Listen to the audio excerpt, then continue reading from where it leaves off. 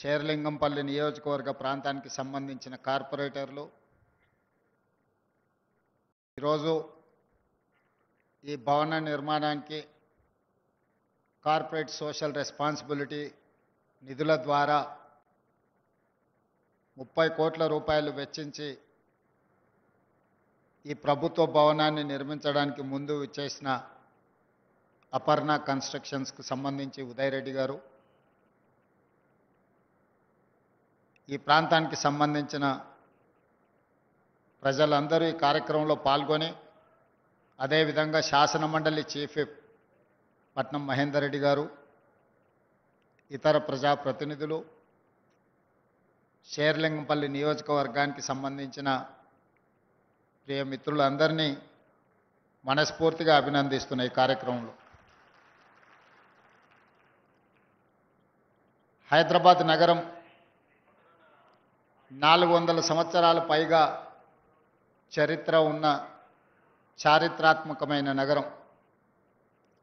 ఈ నగరంలో ఆనాడు కులీ కుతుబ్ షాయిలు నిర్మించిన చార్మినార్ కావచ్చు, గోల్కొండ కోటలు కావచ్చు, నిజాం సర్కార్ నిర్మించిన ఉస్మానియా యూనివర్సిటీ నుంచి మొదలు పెడితే ఉస్మానియా హాస్పిటల్ వరకు, తెలంగాణ రాష్ట్ర శాసనసభ భవనం, ఇలా ఎన్నో చారిత్రాత్మకమైన కట్టడాలు నిజాం ప్రభుత్వం నిర్మించిన చారిత్రాత్మకమైన నగరంలో సికింద్రాబాద్ ప్రాంతాన్ని బ్రిటిషర్స్ అభివృద్ధి చేసి కంటోన్మెంట్ ప్రాంతాన్ని అంతర్జాతీయ స్థాయిలో ఒక గుర్తింపు రావడానికి వీళ్ళందరూ సహకరించారు. ఆ తర్వాత ముఖ్యంగా మాదాపూర్, కొండాపూర్, గచ్చిబౌలి, శేర్లింగంపల్లి,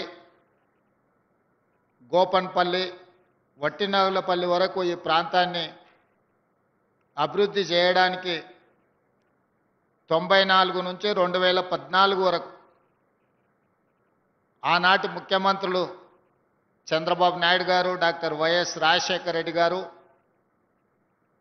ఈ ప్రాంతాన్ని అభివృద్ధి చేయడంలో 100 సంవత్సరాల నుంచి వీళ్ళందరూ నిర్విరామంగా కృషి చేయడం వల్ల ఈరోజు ప్రపంచ చిత్రపటంలో ఒక గొప్ప నగరంగా మన నగరానికి కీర్తి ప్రతిష్టలు దక్కినాయి. అదేవిధంగా ఆనాడు టీడీపీ, కాంగ్రెస్ ప్రభుత్వాలు తీసుకొచ్చిన విధానాలలో ముఖ్యంగా ఈరోజు మనందరం రాజీవ్ గాంధీని గుర్తు చేసుకుంటున్న సందర్భం. గచ్చిబౌలి ప్రాంతం ఫైనాన్షియల్ డిస్ట్రిక్ట్ కావచ్చు, లేకపోతే నాలెడ్జ్ పార్క్ ప్రాంతం కావచ్చు, రాయదుర్గ ప్రాంతం కావచ్చు, ప్రపంచంలో ఉండే 500 ఫార్చ్యూన్ కంపెనీలలో 85 ఫార్చ్యూన్ కంపెనీలు ఈరోజు ఈ ప్రాంతంలో వాళ్ళ కార్యక్రమాలను నిర్వహిస్తున్నాయి. ఐటీ దిగ్గజాలైన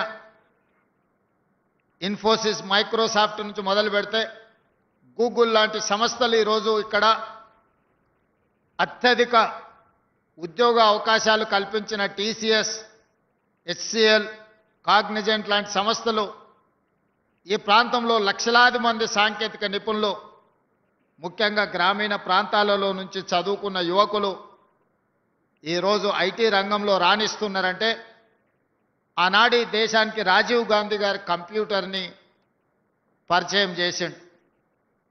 వారి మిత్రుడు శామ్ పిట్రోడా టెక్నాలజీ రంగంలోనే కాదు, టెలికాం రంగంలో ఈరోజు మనం ఇంటర్నెట్ అంటున్నాం, వైఫై అంటున్నాం, కంప్యూటర్ అంటున్నాం, క్వాంటమ్ అంటున్నాం, రకరకాల పదాలు మనం పలుకుతున్నామంటే ఆనాటి ప్రధానమంత్రి రాజీవ్ గాంధీ గారు ఈ దేశానికి కంప్యూటర్ని ఇంట్రడ్యూస్ చేయడమే కాదు, వారి వారసత్వంగా ఈ దేశ ప్రధానమంత్రి పివి నరసింహారావు గారు బాధ్యత చేపట్టిన తర్వాత మొట్టమొదట హైటెక్ సిటీని, ఐటీ స్పెషల్ ఎకనామిక్ జోన్ని ఆనాడి ఉమ్మడి ఆంధ్రప్రదేశ్కు వారు మంజూరు చేసింది. మొట్టమొదట హైటెక్ సిటీకి పునాది రాయి నేదురుమల్లి జనార్దన్ రెడ్డి గారు ముఖ్యమంత్రిగా ఉన్నప్పుడు పి జనార్దన్ రెడ్డి గారు ఈ ప్రాంతానికి ప్రాతినిధ్యం వహిస్తున్నప్పుడు మొట్టమొదట శిలాఫలకం వేయడం జరిగింది.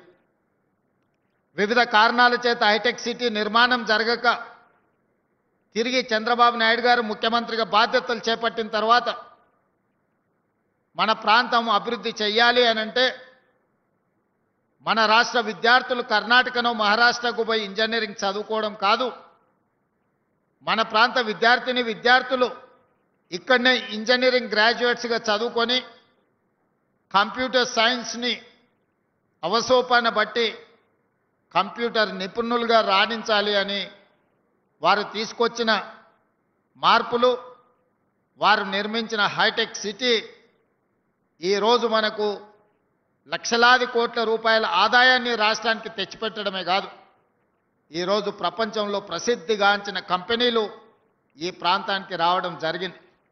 ఈరోజు ఈ ప్రాంతంలో ఉన్న గచ్చిబౌలి స్టేడియంస్ కావచ్చు, ఈ పక్కలో ఉన్న ఎంఆర్ సంస్థ నిర్మించిన బోల్డర్ హిల్స్ కావచ్చు, ఈ ప్రాంతంలో ఉన్న ఐటీ కంపెనీలు కావచ్చు, ఆనాటి ముఖ్యమంత్రులు దూరదృష్టితోని ఈ ప్రాంతం అభివృద్ధి చెందాలంటే చదువుకున్న యువకులకు ఉద్యోగ ఉపాధి అవకాశాలు రావాలి, అప్పుడే వ్యవసాయం ఒక్కటే మనకు జీవన ఆధారం కాదు. కుటుంబంలో నలుగురు అన్నదమ్ములు ఉంటే ఒకరు వ్యవసాయం చేయాలి, ఇంకొకరు వ్యాపారం చేయాలి, ఇంకొకరు ఐటీ రంగంలో రాణించాలి అని ఆనాడు ఆ ముఖ్యమంత్రులు ఆలోచన చేయడంతో ఈరోజు మనలో లక్షలాది మంది ఐటీ నిపుణులుగా కాదు, అమెరికాలో సిలికాన్ వ్యాలీని మనం ఈరోజు శాసిస్తున్నాం. ఈరోజు అమెరికాలో సంస్థలు నిర్వహిస్తున్న మన ఐటీ నిపుణులు, ఉద్యోగ బాధ్యతలు నిర్వహిస్తున్న మన ఐటీ నిపుణులు ఒకవేళ వాళ్ళు పనిచేయడం ఆపేస్తే అమెరికా యొక్క ఆర్థిక వ్యవస్థనే దెబ్బతినే స్థాయికి ఈరోజు మనం ఎదిగినాం. సత్య నాదెండ్ల లాంటి ప్రపంచ దిగ్గజ కంపెనీలకు సీఈఓలుగా మారినరు మన యువకులు అని అంటే ఇది మనందరికీ గర్వకారణము. ఇంత గొప్ప సాంకేతిక నైపుణ్యాన్ని సాధించిన మనం హైదరాబాదు నగరాన్ని అట్లే వదిలేద్దామా?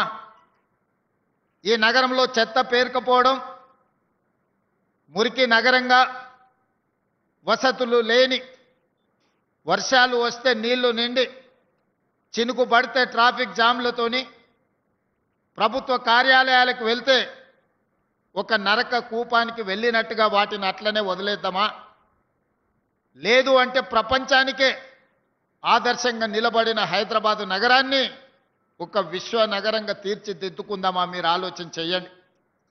ఈరోజు మూసి ప్రక్షాళన కొంతమందికి ఇష్టం లేదు, భారత్ ఫ్యూచర్ సిటీ నిర్మాణము ఇంకొక కొంతమందికి పసందు కావట్లేదు. ఆనాడు కూడా హైటెక్ సిటీ కట్టినప్పుడు అవహేళన చేసింది.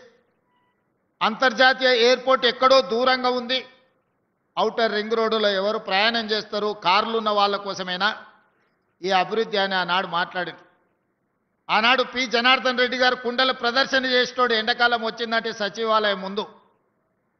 చంద్రబాబు నాయుడు గారు శాసనసభకి వెళ్ళాలన్నా, సచివాలయానికి వెళ్ళాలన్నా పి జనార్దన్ రెడ్డి గారు ప్రదర్శించే కుండల ప్రదర్శనని దాటుకొని ముందుకు వెళ్లాల్సిన పరిస్థితి ఆనాడు ఉండే.